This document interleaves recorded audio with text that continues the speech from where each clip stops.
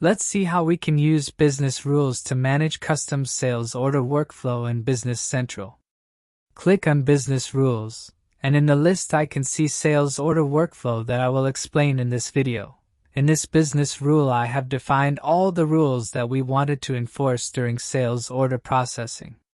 Here we have many rules which are applicable when a sales order is processed. A workflow can be defined as a business rule when can then be applied on users of Business Central. Let's check out the first rule defined in this workflow. As a first rule, we want block users to create a sales order if VAT registration number is blank on the customer card. Let's click on Details and then we can look at the configuration. This rule is triggered from Sell to Customer field of Sales header because we want to enforce this rule as soon as user select Customer on sales order. And if VAT registration is missing, we want to show some error to the user. So the trigger field in this case will be Sell to Customer number field on sales header. Then I can simply specify the condition that, if registration number on the customer is blank, then show this following error message. Under Actions we can select the template of error message that we want to display to the user. Here we have used a placeholder from the table 18 in Validate field, which is Customer Table. So we have to define this table in the Link Tables. Click here to open the Link Tables. Here I can see that table 18, which is Customer Table, is linked to the trigger table of this rule using the Sell to Customer number field on sales header. In the error message text, we can set up the error text that should be displayed to the user. Great! So we are done with the first rule of our sales order workflow. Let's jump to the second rule. Here we want to restrict sale of items of desk category only to domestic customers. Click on Details, and as we want to trigger this rule when someone select item in sales line. So the trigger field of this rule should be No field 6 of sales line table 37. Because in this rule should only work for items, so we defined a scenario that type in sales line should be item. Let's add another scenario to check that item category code on the selected item is desk. Now we will add a conditional action. If customer posting group on customer is not should not be domestic. And if it is not domestic, then we show some error message. In this error message you can see the details, which says that 27:1 will print item number, then 27:3 will print item description, so item this will name this can only be sold to domestic customer. This error will be displayed to the users. Here you can see that we have the same condition 2 times, but you will notice that we also have the same error message for both the conditions. Only difference is in the validate fields. Here we have BTC. And in the other one we have STC. Now STC is, let's say, Sell to Customer, and with BTC it means Bill to Customer. But how to set up these tags? For that we need to go to Link Tables.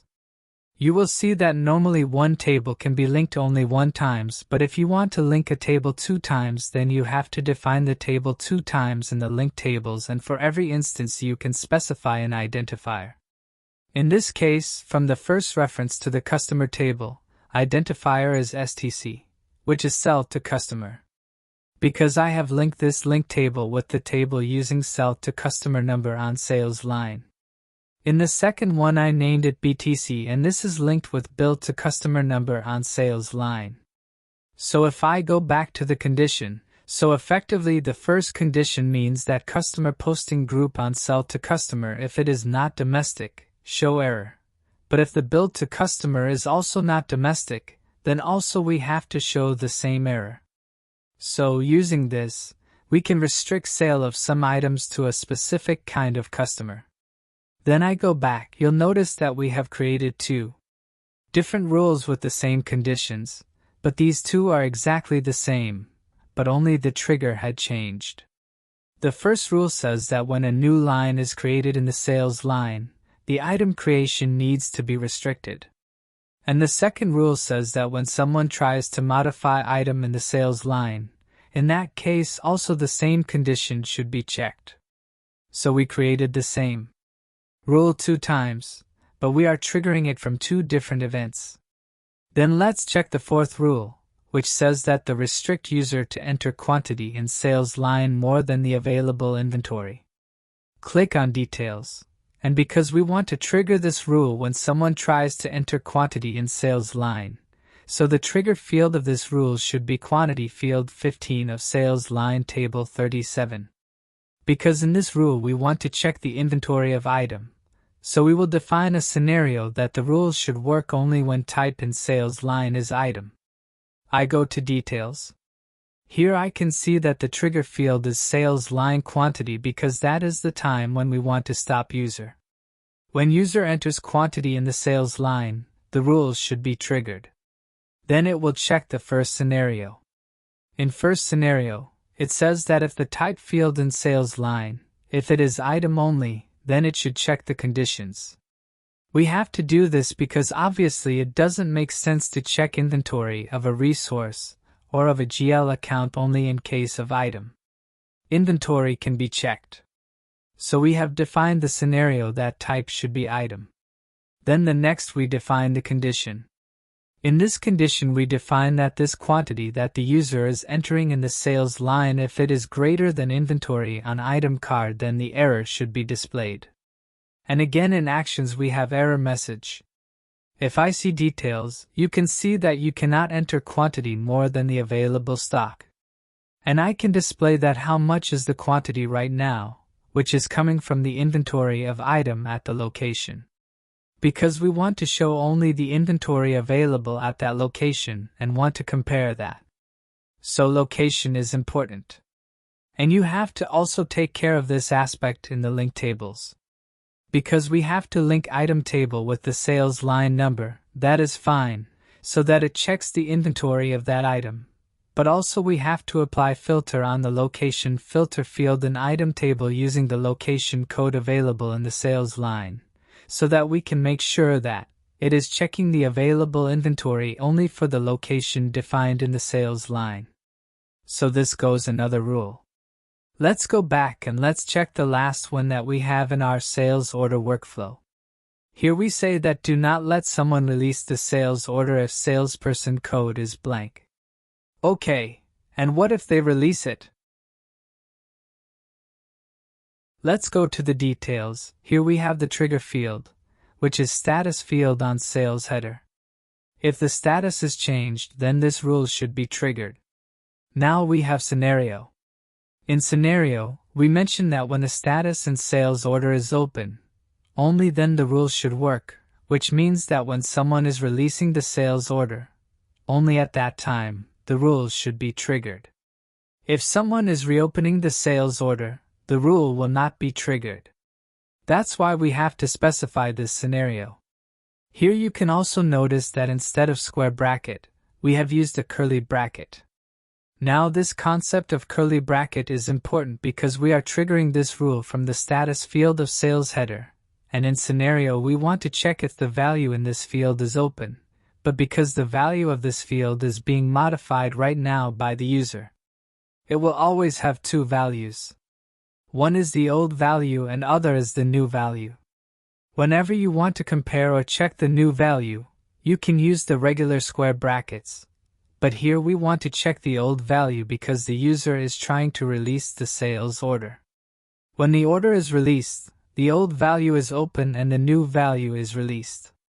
Now we want to check if the old value in the status field is open, then the condition should be checked. Now, the condition is simple that on the sales header, if the salesperson field is blank, then something should happen.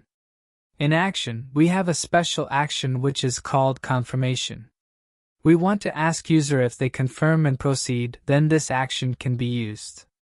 Let's go to the details of confirmation. Here you can see the details of confirmation action. Again, just like any other action, we have code and description. Then you can define the confirmation text. Salesperson code is blank on sales order. Do you want to update it from customer and proceed with the release? So here we want to give an option to the user that if the salesperson code is blank in the sales order they can still proceed. But do you want to copy it from the customer? So here in confirmation we have two sections, yes and no.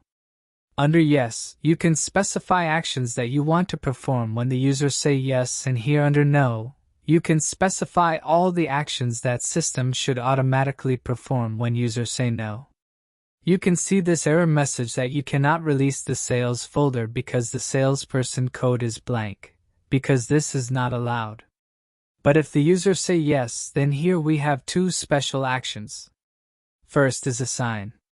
In assign action, you can see that, when this action will be performed, the value in this field, which is the salesperson field on the sales header, will be assigned with the salesperson field on the customer card. So from customer, the value of salesperson will be automatically updated on the sales header. We can also validate it. If I will click on validate, the salesperson code on sales header is also validated, and all the necessary business logic behind it will be performed properly. Now we have another action in yes, which is email, because after assignments you also want to send some email, so this is just information to a test mail ID. You can also use brackets to say that on customer card we have email ID in field number 102.